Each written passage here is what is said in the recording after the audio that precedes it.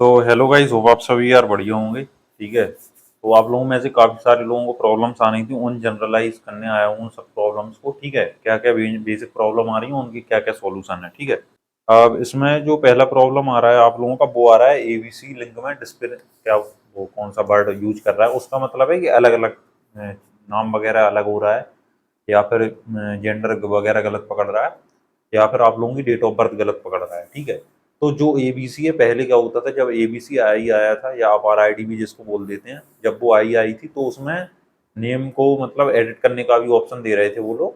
मतलब आधार से लेता था, बट आधार में भी जैसे कैपिटल लेटर में कर सकते हो आप, इतना तक वो दे रहा था। ठीक है, आज से लगभग 4-5 महीने पहले तक। बट अब नहीं दे रहा है, अब सीधा वो आधार से फैच कर लेता है आप लोगों का।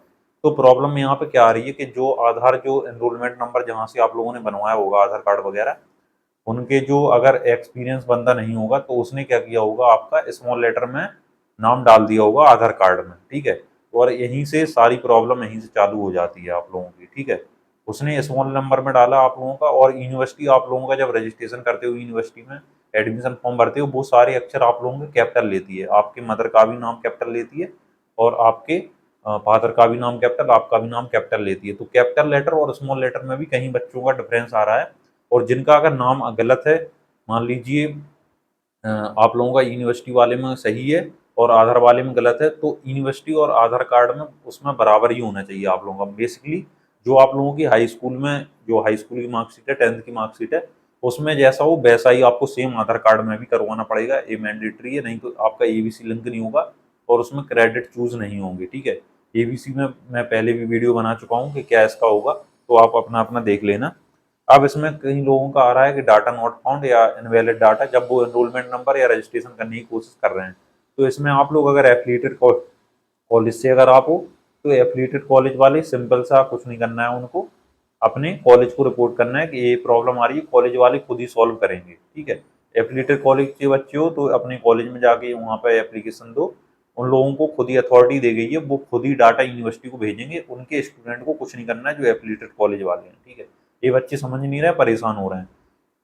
एफिलिएटेड कॉलेज और यूनिवर्सिटी में बहुत डिफरेंस होता है। कुछ बच्चे कहते हैं कि भैया मैं लखनऊ यूनिवर्सिटी में पढ़ रहा हूँ, तो मैंने पूछा कहाँ पढ़ रहे हो लखनऊ यूनिवर्सिटी में, तो बोल देते हैं कि भैया मेरा तो KKC है। तो हमने कहा देखो, एफिलिएटेड कॉलेज वालों को कैंपस में शामिल नहीं करो भैया, 19-20 का फर्क नहीं है, बहुत फर्क है। ठीक है, तो हम तुमसे अलग हैं, कैंपस वाले कहते हैं।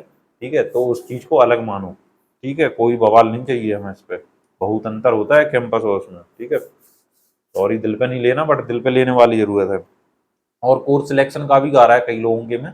कोर्स सिलेक्शन में अगर क्रेडिट सिलेक्ट हो रहे हैं, 24 क्रेडिट आप लोगों को सिलेक्ट करने हैं, अगर वो हो रहे हैं तो आप कर दीजिएगा, अभी तक तो इनवैलिड बता रहा था। ठीक है, और ये बेसिक से 3 इश्यू थे जो मैंने आपको समझा दिए हैं सारी चीज़ें डिटेल में। एक जो डाटा अलग अलग आ रहा है, अगर आधार कार्ड में नाम वगैरह है उसमें मिसमैच नहीं हो रहा है, तो अगर आधार में ही गलत है, जो आप लोगों की 10th की मार्कशीट है उसके अकॉर्डिंग नहीं है, तो आधार कार्ड में चेंज करवाना पड़ेगा, तभी एबीसी आईडी लिंक होगा। और एग्जाम फॉर्म आने से पहले करवा लो, नहीं तो आगे चल के प्रॉब्लम होगी, क्योंकि जो आप एग्जाम दोगे वो एबीसी आईडी पे आप लोगों का अपडेट नहीं होगा, तो फिर आगे चल के प्रॉब्लम आएगी। ठीक है, अब बेसिक सा प्रोसेस पहले ही समझा दिया था, पहले भी वीडियोस आ चुकी हैं कई सारी। रजिस्ट्रेशन आपको करना है, इसके बाद एबीसी लिंक करना है, इसके बाद फोटो आईडी आप लोगों को अपलोड अपडेट करना है, और उसके बाद आप लोगों को कोर्स सिलेक्शन करना है, अगर ऑप्शन आप लोगों को में दे रहा है क्रेडिट का। और क्योंकि जितने कैंपस के बच्चे हैं उनके में ऑटोमेटिक सिलेक्ट होके आ रहा है कि ये कंपलसरी पेपर है, तो कंपलसरी ऑटोमेटिक सिलेक्ट होके आ रहे हैं, वो आपको सिलेक्ट नहीं करने हैं। ठीक है, तो अब देख लेना, अगर सिलेक्ट हो रहा है तो 24 क्रेडिट तक आप लोगों को सिलेक्ट करना है। जो जो आपके पेपर हैं, जो जो आप लोगों ने फिल किए थे, या जो जो आप लोगों के सेमेस्टर एग्जाम में उस पर्टिकुलर सेमेस्टर में दिए गए हैं सिलेबस में, वो आपको सिलेक्ट करने हैं। ठीक है, इतनी सी चीज़ थी बेसिक सी। अभी भी अगर कोई आप लोगों को प्रॉब्लम आती है या रजिस्ट्रेशन में प्रॉब्लम आ रही है, ठीक है, तो कांटेक्ट कर सकते हो हम लोगों के साथ। ठीक है, आप लोगों का हो जाएगा कम से कम चार्जेस में।